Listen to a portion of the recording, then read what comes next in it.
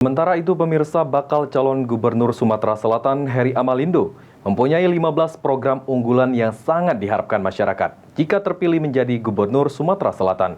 Antara lain berobat gratis serta beasiswa untuk guru dan siswa yang kurang mampu.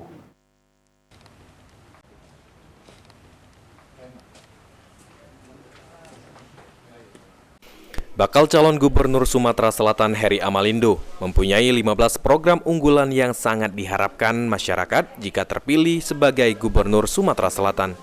Ketua Tim Kemenangan Rumah Bersama Heri Amalindo, Firdaus Hasbullah, menjelaskan bahwa langkah awal yang akan dilakukan untuk kesejahteraan masyarakat adalah sekolah gratis tingkat dasar sampai SLTA sederajat, lalu beasiswa kuliah untuk guru dan siswa tidak mampu, serta berobat gratis dengan sidik jari atau KTP.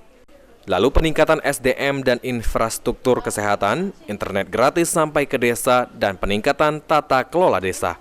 Selain itu, untuk memperlancar perekonomian masyarakat, peningkatan kualitas infrastruktur jalan dan jembatan sampai ke desa termasuk dalam program unggulan bakal calon gubernur Sumatera Selatan Heri Amalindo untuk menjamin ketersediaan sembako murah.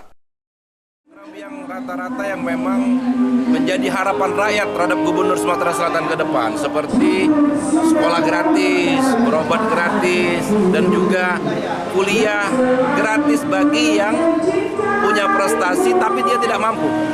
Nah, ini kan yang sangat dibutuhkan oleh masyarakat. Yang selanjutnya juga program bagaimana upaya pemerintah terus menstabilkan harga kebutuhan pokok, ya, sembako murah. Ini harapan rakyat. Selanjutnya juga program infrastruktur jalan dan jembatan. Jalan harus mulus, jangan hanya mulus kosong. Kalau Pak Heri terpilih menjadi gubernur Sumatera Selatan, 2 tahun semua jalan, jembatan mulus di Sumatera Selatan. Ini kan harapan rakyat ya, untuk mengangkut hasil tanaman mereka, komoditi. Ini yang menjadi harapan masyarakat. Kalau akses jalannya jelek, akan mempengaruhi harga, di mana masyarakat butuh hari ini adalah sembako murah, biaya makan murah. Aji Delia, PAL TV.